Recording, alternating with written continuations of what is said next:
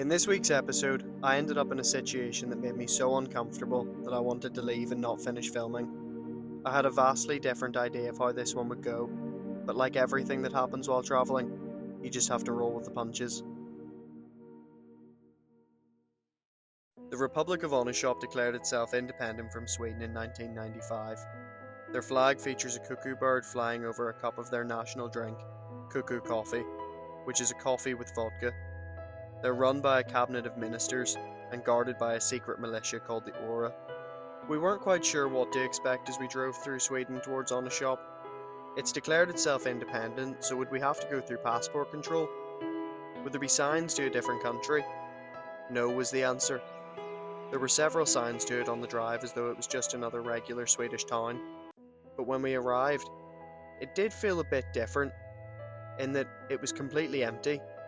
I didn't expect a bustling city centre, but it just seemed to be houses and a few shops, not dissimilar to a small hamlet in the UK.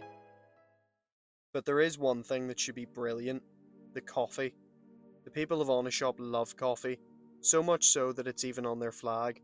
So surely the local cafe would be using some locally roasted specialist beans, right? Nope, just a big jug of pour your own instant coffee. Here we are, a place that loves coffee so much they put it on their flag.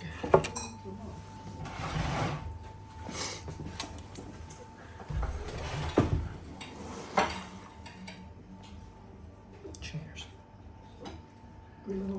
Yeah. It's good coffee. So we decided to take our coffees outside into the sun. Actually a really nice day here, but I think we might have been disrupting the locals a bit in there. It doesn't seem like they get many tourists. At least it's a really good cup of coffee. We went into the local supermarket to see if we could find some local delicacies, slightly concerned that what we might find might be human meat.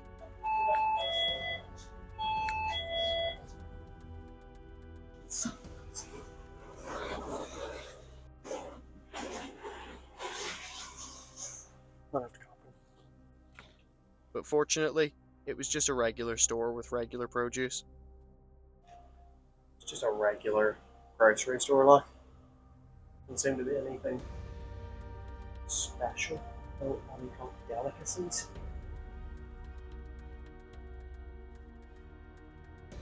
Then we went to check out one of the only other shops, a vintage shop that felt off. Oh yeah. This feels like it's just someone's roof space.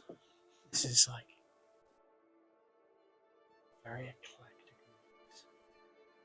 mix.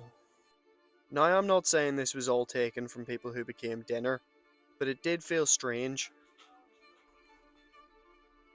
Alright, so this woman in this vintage shop just told us there's more in the basement. They started giving me the creeps, and now I've been told to go down to the basement.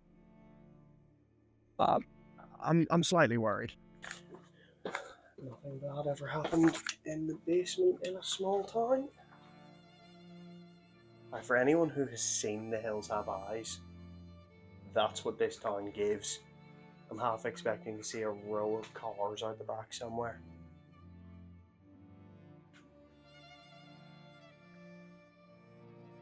There were all these photos and newspaper clippings of the same man. We decided to ask the shopkeeper about them, and she told us, this is Arnold. So, everyone seems to be telling us that we need to speak to Arnold. Now, there seems to be a lot of photos and magazine clippings and even a book dedicated to this man, Arnold. Arnold actually runs a cannibal museum just outside of town. So I think we're going to hop back in the van and head there now and see if we can learn a little bit more about this weird little country plopped right in the middle of Sweden.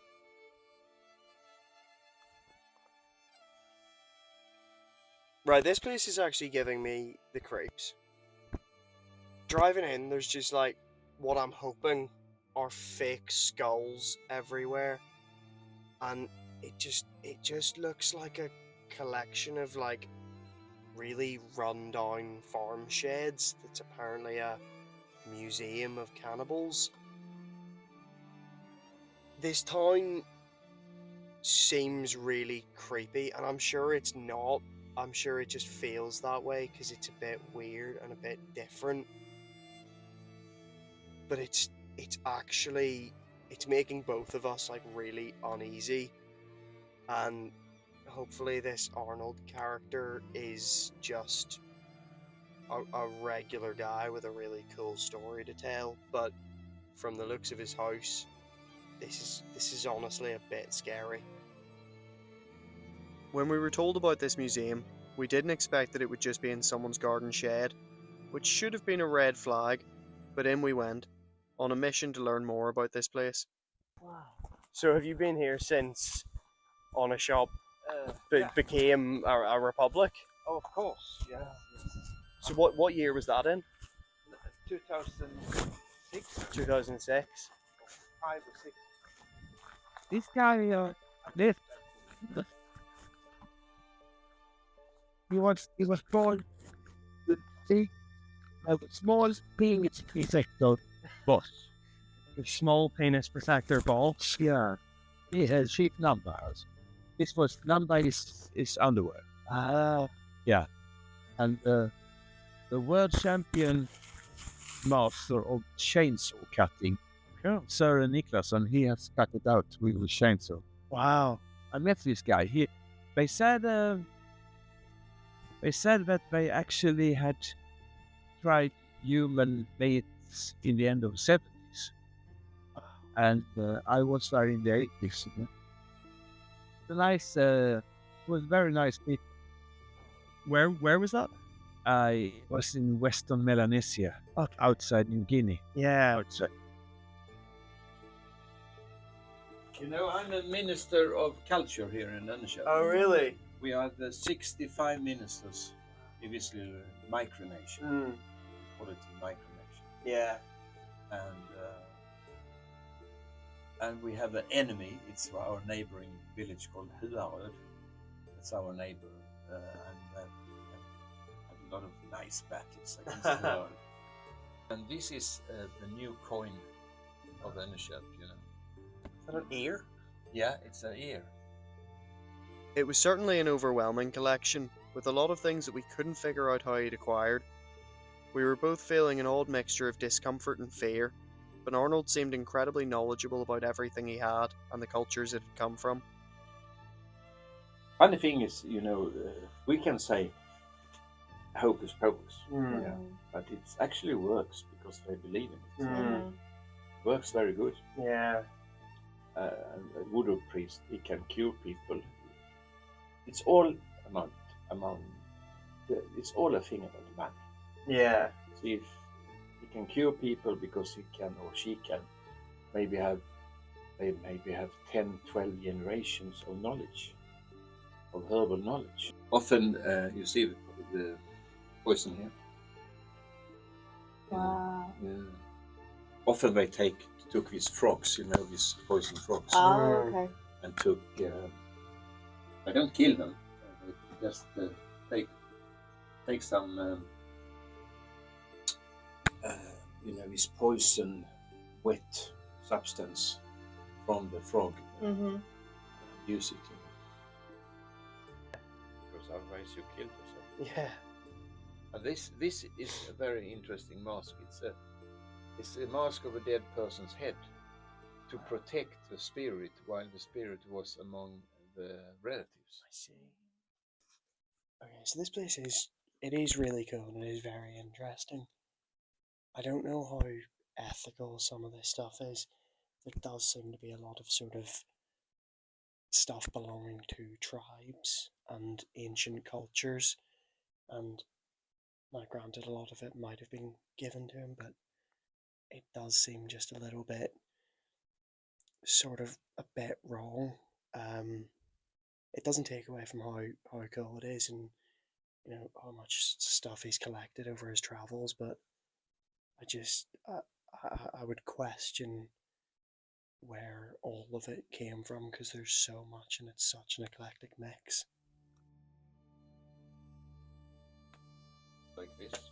And here, Oh wow! He did have some cool stuff, and at times he made us laugh. Oh, so This is cool. like a take off good luck sign. Wow. symbol. Wow. Oh, and it's a penis. Yeah. You just I realised. just realised I just clocked on. You just thought it was a I plane. thought it was a plane. I didn't realise it was a dick as well. But at others, he was very touchy and pushy, and he kept trying to put stuff on us after telling us it was cursed, or he'd poke us with knives or supposed poison darts. We started to get a pretty bad vibe when we opposed trying some of the stuff on. And then there were things that it felt like he shouldn't really have, like the scalp of an African woman, or shrunken heads from a Haitian tribe. There were weapons there that couldn't have been legal, and some artifacts that felt like they should be with their rightful owners. As we left the museum, we felt deeply uncomfortable, and we wanted to get out of Önnekop. I'd planned to go back into the town and try and see some more, but it felt safer to leave. This was a sad end to a possibly interesting story. I'll see you next week.